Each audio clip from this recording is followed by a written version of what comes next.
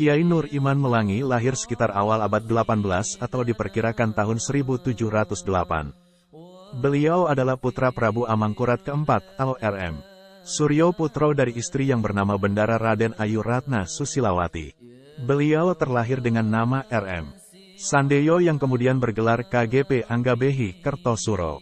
Dari pernikahannya Kiai Nur Melangi dikaruniai putra dan putri sebanyak 17 orang, yaitu RM Mursodo, RM Nawawi, RM Syafanggatun, RM Taptoyani, Kiai Kedu, Ra Khalifah istri dari Kiai Mansur, RM Muhammad, Ra Nurfakih atau Murfakiyah, Ra Muso, Kiai Sragen, RM Hasan Bisri atau Muhsin Besari, Ra Mursilah Ngabdul Karim, RM Muhammad Soleh, RM Salim atau Kiai Sahid, RM Jailani, RM Abu Thohir, Ra Mas Tumenggung, Ra Nurjamin, RM Masyur Muhyiddin Rofingi, Kiai Guru Loning.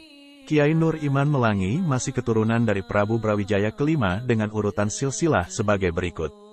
Prabu Brawijaya kelima, Bondan Kejawan atau Ki Ageng Tarup III, Ki Ageng Getas Pandawa, Ki Ageng Selah, Ki Ageng Henis, Kiai Ageng Pemanahan, Panembahan Senopati, Prabu Hanyokrowati, Prabu Sultan Agung Hanyokrokusumo, Prabu Amangkurat pertama, Prabu Amangkurat kedua atau Pangeran Puger, Prabu Amangkurat keempat, Amangkurat Jawa, RM Suryo Putro, Kiai Nur Iman Melangi atau RM Sandeyo atau KGP Anggabehi Kertosuro. Kiai Nur Iman Melangi wafat pada tanggal 4 Juni tahun 1744. Beliau dimakamkan di Komplek Masjid Pato Negara Anur Melangi, Yogyakarta. Guru beliau selama hidupnya adalah sebagai berikut. Kiai Abdullah Muhsin, murid-murid beliau, Sanusi, Tanmisani, Hadi Wongso, Kiai Abdul Karim, salah satu dari 3 orang pendiri Pondok Pesantren Lirboyo Kediri. Salah satu putra Pangeran Puger adalah RM Suryo Putro. Dikisahkan beliau meninggalkan Keraton Mataram menuju ke arah timur, Brangwetan, tepatnya sampai di Pondok Pesantren Gedangan Surabaya yang pada saat itu diasuh oleh Kiai Abdullah Muhsin. Hal ini dikarenakan adanya perebutan takhta dan perselisihan antar saudara di kalangan istana yang merupakan ulah adu domba Belanda. RM Suryo Putro kemudian menjadi santri di sana dengan berganti nama M. Ihsan. Pada suatu saat tepatnya dalam kegiatan rutin selapanan, 35 hari sekali, yang diadakan di ponpes tersebut, diadakan pengajian yang tanpa disangka dihadiri oleh Adipati Wironegoro. Ini adalah gelar anugerah yang diberikan Amangkurat kedua kepada Untung Suropati yang ikut membantu dalam pembunuhan pimpinan kompeni yang bernama Kapten Tak M. Ihsan menjadi ketua santri dan ikut menghidangkan hidangan untuk para tamu yang hadir. Saat mondar-mandir di depan Adipati tersebut, beliau diamati oleh sang Adipati. Karena merasa bahwa Adipati pernah bertemu sebelumnya dan yakin bahwa santri tersebut adalah seorang bangsawan, maka setelah pengajian selesai, sang Adipati tidak langsung pulang tetapi malah menyuruh Kiai Abdullah Muhsin untuk memanggil santri M. Ihsan tersebut. Setelah bertemu dan bercakap-cakap, akhirnya diketahuilah bahwa M. Ihsan memang seorang bangsawan. M. Ihsan dan Adipati akhirnya berpesan agar Kiai merahasiakan keberadaan M. Ihsan dan menganggap beliau sebagai santri biasa agar tidak sampai ketahuan oleh keluarga kerajaan. Sebelum pulang, Adipati Wironegoro berpesan agar M. Ihsan sudi berkunjung ke Kadipaten dengan menyamar. Akhirnya pada waktu yang telah ditentukan M. Ihsan bersama Kiai Abdullah Muhsin datang ke Kadipaten dengan alasan akan menyampaikan pesan kepada Adipati tersebut agar tetap merahasiakan keberadaannya kepada keluarga keraton. Setelah beberapa waktu berjalan dan melalui pertimbangan yang matang, akhirnya diambillah kesepakatan antara Adipati, Kiai Abdullah Muhsin dan M. Ihsan untuk menikahkan M. Ihsan dengan putri Adipati tersebut yang bernama Ra. Retno Susilowati. Setelah menikah, putri tersebut diboyonglah ke pon. Sementara itu, sepeninggal RM Suryo Putro ternyata keadaan kerajaan semakin kacau hingga akhirnya terciumlah keberadaan M. Ihsan oleh keluarga keraton. Sang raja kemudian mengirim utusan untuk menjemput pulang M. Ihsan ke Mataram. Karena itu merupakan perintah raja, maka M. Ihsan tidak berani menolak. Sebelum beliau pulang ke keraton, menitipkan istrinya yang sedang hamil ke Kiai Abdullah Muhsin dan berpesan, kelak jika anaknya lahir laki-laki harap diberi nama RM Sandeyo, tetapi jika perempuan, pemberian nama terserah Kiai.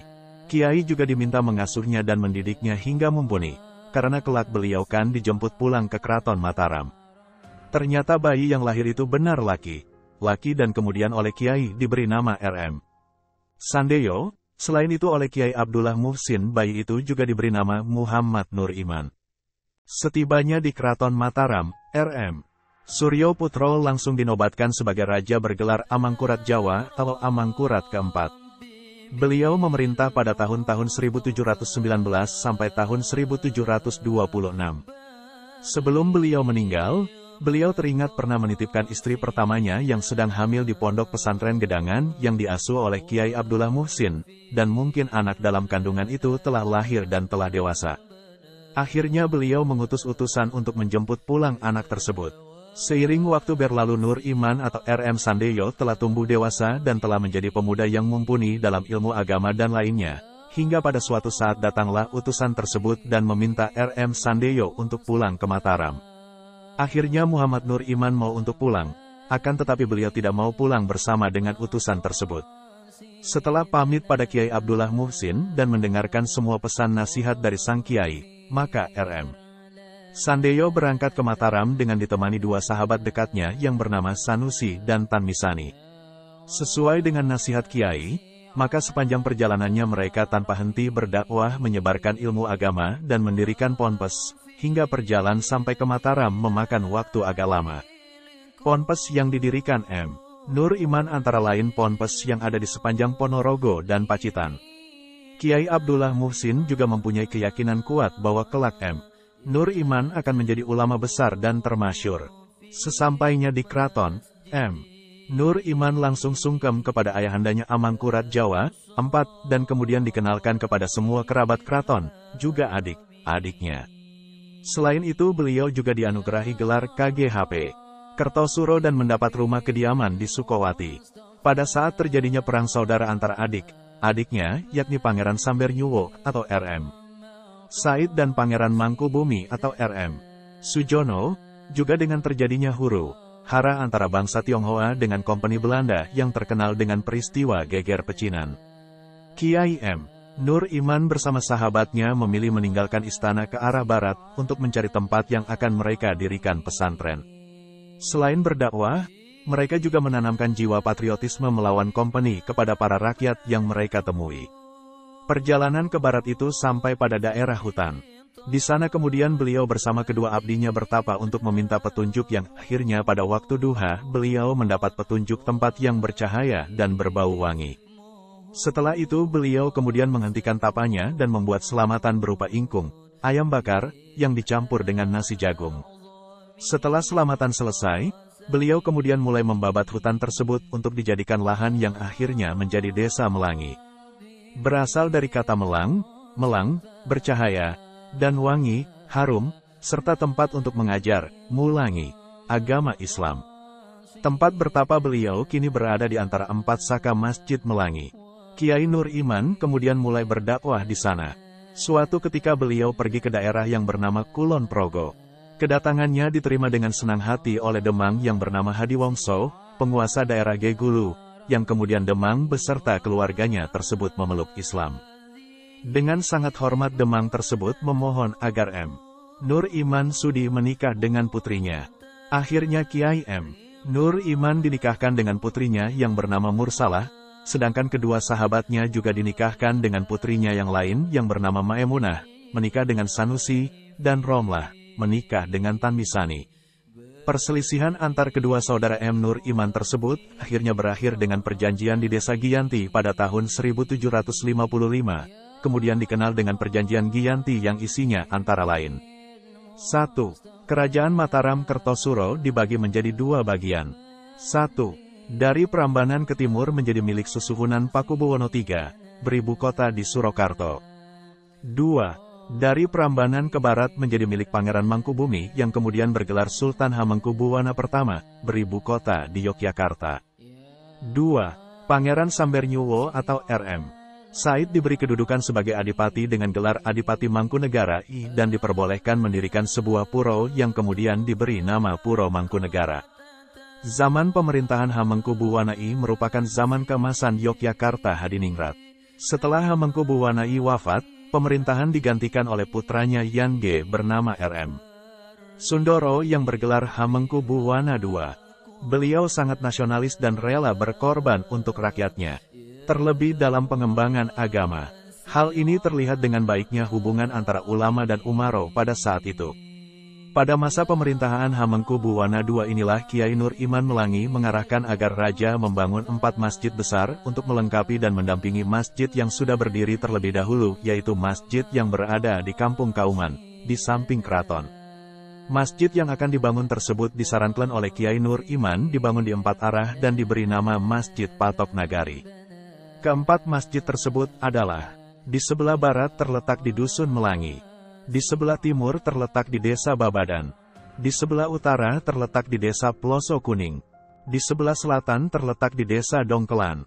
Adapun pengurus masjid tersebut adalah putra Kiai Nur Iman Melangi, yakni Masjid Ploso Kuning diurus oleh Kiai Mursodo, Masjid Babadan diurus oleh Kiai Ageng Karang Besari, Masjid Dongkelelan diurus oleh Kiai Hasan Besari, Masjid Melangi diurus oleh Kiai Nur Iman Melangi sendiri. Masjid tersebut kemudian terkenal dengan Masjid Kagungan Dalam atau Masjid Kasultanan, dan pengurus takmir pada saat itu termasuk abdi dalam keraton. Di dalam perjalanannya, Masjid Patonegoro ini diserahkan kepada Kiai Nur Iman. Pada perkembangannya, Kiai Nur Iman menjadikan masjid ini sebagai tempat penyebaran ilmu-ilmu keagamaan seperti pesantren Melangi yang beraliran Al-Sunnah wa Al-Jamaah dan penguatan kebudayaan keraton. Maka tidak heran jika kita pergi ke sana, secara langsung akan melihat adanya perpaduan antara Islam dan budaya Jawa, seperti yang terlihat pada bentuk gapura yang khas keraton Yogyakarta. Latar belakangnya yang lahir dari keluarga bangsawan di satu sisi, dan tumbuh dari pendidikan pondok pesantren tradisional di sisi lain telah membentuk pribadi Kiai Nur Iman sebagai orang yang mampu menjaga harmoni perpaduan antara Islam dan Jawa. Sikap akomodatifnya terhadap budaya Jawa pun terlihat dari masih dilantunkannya salawat-salawat khas Jawa di Dusun Melangi. Peran beliau sebagai kiai di dalam membangun harmoni antara Islam dan Jawa ini pun persis seperti yang Clifford Geertz gambarkan dalam karyanya, The Javanese Kiai, yang menyatakan bahwa kiai sebagai makelar budaya berperan menghubungkan sekup sistem tradisi lokal dengan sekup sistem tradisi yang lebih luas. Kandidat kultural broker dalam konteks Jawa adalah kiai. Hal ini karena sosok kiai memiliki 2 wajah sekaligus, yakni ia sebagai pendidik masyarakat dan ia sebagai pemimpin masyarakat. Posisi ini memungkinkan kiai menjadi perantara budaya antara masyarakat tani Jawa dengan sekup budaya masyarakat luar. Pada tahun 1953 Masjid Melangi diserahkan kepada rakyat dan diberi nama Masjid Jami Melangi. Serah terima dari Hamengkubuwana IX kepada masyarakat diwakili oleh alim ulama dan tokoh masyarakat, antara lain Kiai Sirudin, Kiai Masduki, M. Ngasim. Sesuai dengan amanah Hamengkubuwana II, maka Hamengkubuwana III juga melakukan perlawanan kepada penjajah. Sikap patriotisme dan nasionalisme tersebut beliau wariskan kepada putranya yang bernama Kanjeng Pangeran Diponegoro. Pangeran Diponegoro dengan semangat tinggi dan keyakinan jihad fisabilillah memerangi Belanda. Hal ini tercermin dari pakaian yang beliau kenakan. Perang Diponegoro berlangsung pada tahun-tahun 1825 sampai tahun 1830. Perang Diponegoro ini pun melibatkan anak cucu dari Mbah Kiai Nur Iman Melangi. Salah satu putra Kiai Nur Iman Melangi yang gugur dalam perang ini bernama Kiai Salim. Beliau wafat di Desa Endimoyo. Selanjutnya beliau terkenal dengan sebutan Kiai Sahid. Tipu daya licik Belanda akhirnya dapat mengakhiri perang Diponegoro. Pangeran Diponegoro tertangkap di Magelang dalam sebuah perundingan. Pengawal pribadi Pangeran Diponegoro juga ikut ditangkap saat itu. Beliau bernama Kiai Hasan Besari yang merupakan putra dari Kiai Nur Iman Melangi. Mereka kemudian diasingkan ke Manado. Setelah perang Diponegoro berakhir, Kompeni berani menghadap Hamengkubuwana III. Kompeni membujul dan memutarbalikkan fakta kepada Sultan dengan mengatakan bahwa Pangeran Diponegoro dan pengikutnya adalah pemberontak. Hal ini membuat pengikut Pangeran Diponegoro yang masih tersisa termasuk para putra wayang Mbah Kiai Nur Iman Melangi tidak berani kembali ke desanya karena takut ditangkap kompeni. Di mana tempat yang dianggap aman, di sanalah mereka tinggal. Sehingga secara tidak langsung terjadilah penyebaran penduduk dan keturunan dari Kiai Nur Iman Melangi yang tidak hanya tersebar di daerah Yogyakarta dan Jawa Tengah saja, tetapi juga menyebar hingga ke Jawa Barat dan Jawa Timur, bahkan ada yang di luar Jawa. Sementara itu Mbah Kiai Nur Iman memilih tinggal di desa Melangi sampai akhir hayatnya. Kiai Nur Iman Melangi dimakamkan di belakang masjid. Makam tersebut kemudian terkenal dengan sebutan Makam Pangeran Bey atau Pesarean Kagungan dalam Kasultanan, sehingga gapura masuk kompleks tersebut bercirikan keraton.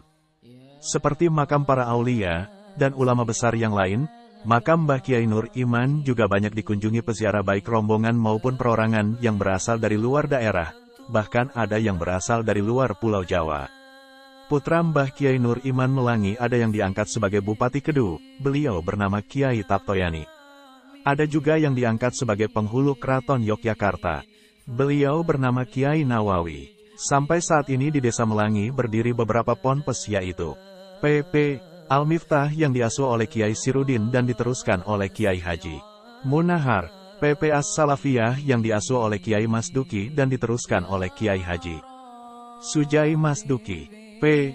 Al-Falahiyah yang diasuh oleh Kiai Haji Zamrudin dan diteruskan oleh Nyai Hije Zamrudin, PP. Al-Huda yang diasuh oleh Kiai Haji Muhtar Dawang, PP. Melangi Timur yang diasuh oleh Kiai Haji Wafirudin dan diteruskan oleh Nyai Hije Wafirudin, PP. Hujatul Islam yang diasuh oleh Kiai Haji Kotrul Aziz, PP. As-Salimiyah yang diasuh oleh Kiai Haji Salimi, PP. An-Nasyad yang diasuh oleh Kiai Haji Samian, PP. Ar-Risalah yang diasuh oleh Kiai Haji Abdullah, PP. Hidayatul Muqtadin yang diasuh oleh Kiai Haji Nur Iman Mukim. Adapun ponpes yang ada di luar Yogyakarta dan masih keturunan Mbah Kiai Nur Iman Melangi adalah PP. Watu Congol Muntilan yang diasuh oleh Kiai Haji Ahmad Abdul Haq, PP. Tegal Rejo Magelang yang diasuh oleh Kiai Haji Abdurrahman Hutlori, PP. Al-Asyariyah Kalibeber Wonosobo yang diasuh oleh Kiai Haji Muntaha, PP. Bambu Runcing Parakan Temanggung yang diasuh oleh Kiai Haji Muhaiminan, PP. Secang Sempu Magelang yang diasuh oleh Kiai Haji Ismail Ali, PP. Nurul Iman Jambi yang diasuh oleh Kiai Haji Sohib dan Nyai Hije Bahriyah. Karya-karya beliau antara lain Kitab Takwin, Ringkasan Ilmu Nahwu, Kitab Ilmu Sorof, Ringkasan Ilmu Sorof. Di Museum Diponegoro Magelang juga terdapat peninggalan dari Pangeran Diponegoro berupa kitab yang selalu beliau baca. Kitab tersebut adalah kitab karya Mbah Kiai Nur Iman Melangi. Tradisi peninggalan Mbah Kiai Nur Iman Melangi yang masih dilestarikan sampai saat ini antara lain ziarah, mengirim doa kepada ahli kubur dengan membaca tahlil dan Al-Quran, surat Al-Ikhlas dan lain-lain. Membaca sholawat tunjina, untuk memohon keselamatan di dalam setiap hajatan. Membaca sholawat nariyah, untuk memohon keselamatan pada hajatan seperti orang hamil dan lain-lain. Membaca kalimat thoyyibah, tahlil pitung leksa, khususnya jika diperlukan untuk obat, tombo, sapu jagat. Manakib Abdul Qodiran, Barjanji, Rodadan, Solawatan, Kojan dan lain-lain. Untuk mengenang dan menghormati jasa Mbah Kiai Nur Iman Melangi, para alim ulama dan tokoh masyarakat sepakat mengadakan hal yang diselenggarakan setiap tahun pada bulan Suro, Muharram malam tanggal 15.